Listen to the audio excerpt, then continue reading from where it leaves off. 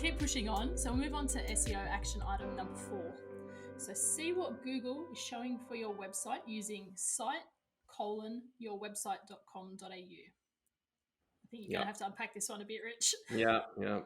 So Google has this fun feature. Google is full of hidden features. This is just one that you can use to see which pages on your site Google has indexed and which ones are most important. So if you do this site : go to Google, type in site : your URL, your domain, and then Google will show you all the pages that are in the index and in order of what it considers most important. So if you put that in and there's nothing, no returns, you got a problem. you're not in the index. Oftentimes we see that, a website that people think, I've only got 10 pages on my website. You put that in, why do I have 500 in here? Well, you've got too many listed. So there's things that you don't need to list.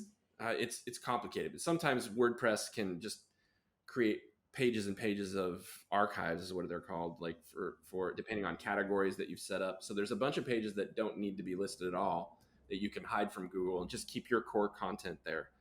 And this is just a really good way to, get a quick pulse check on Google to make sure that the balance is right, that the pages you want listed are on Google. And then that first page of results, your most important pages should be there. So if you look at those results and you're like, why is that page on the front?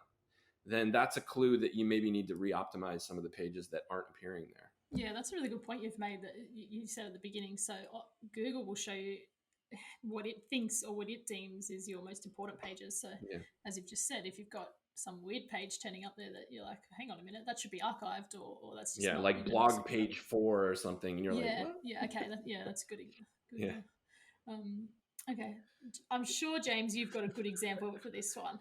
This one lends itself to a good example. Yeah, I suppose if you've been playing sport or something and you've hurt your arm and it's in pain and it's not working properly, you'd go and get an X-ray and it would tell you if you've broken your arm or not.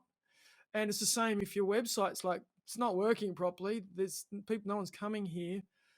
This is kind of the same thing. Let's get a look inside what Google's seeing, and find out what's broken in Google's index. Just gives you a look at what Google's seeing. And this is free, right? Isn't it? You just go into Google, type this in, and go to google.com.au. Type in. You can do it for any website on the web. You can look at what your competitors are doing and all that stuff. So. Oh, that's good.